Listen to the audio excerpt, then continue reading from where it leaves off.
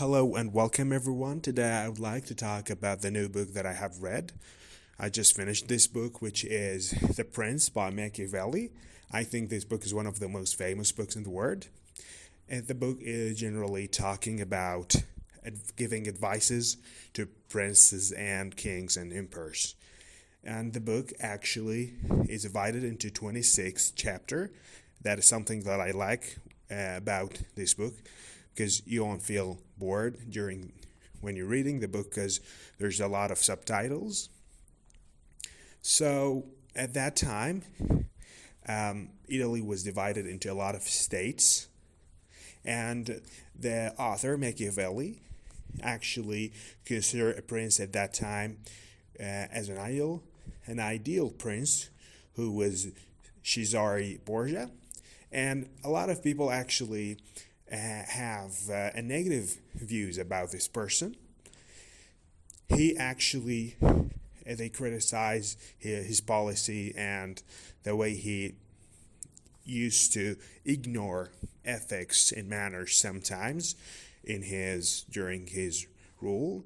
And something that I like about this book, that when the author is talking about an idea, he will give directly an example from history or from at that time, Europe in the 15th century. He will give an example of this, of what he's saying actually, which make what he's saying more reliable and realistic at the same time. That counts as well, counts for him. The author is talking about how the prince should maintain a good relationships with the neighbors, and sometimes that he should support the enemy of his enemy, because you will consider the enemy of your enemy is your friends or your ally. So that is possible in the world of politics. But I think as well, it talks how to make a leader be loved. And he actually made a good comparison between should the king or the prince should be loved or feared, and which better for the prince, and how he could make his people love him and support him, loyal to this king.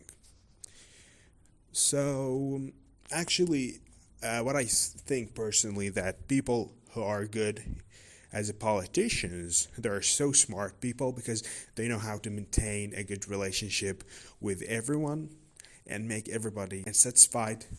And sometimes things, because there's a lot of elements actually that change in the political world. And the last point that I would like to mention here, that the author say that the people around the king or the prince, they should be honest with the prince, and they should tell him what's going on in real life, how the situation, the circumstances of the people in the kingdom, and they should tell him how things really go, and whether the people were happy or not, satisfied or angry. And they shouldn't tell the prince what he would like to hear. Instead, they should describe the circumstances honestly, to give the prince a real image about how things happening in his kingdom. Thank you.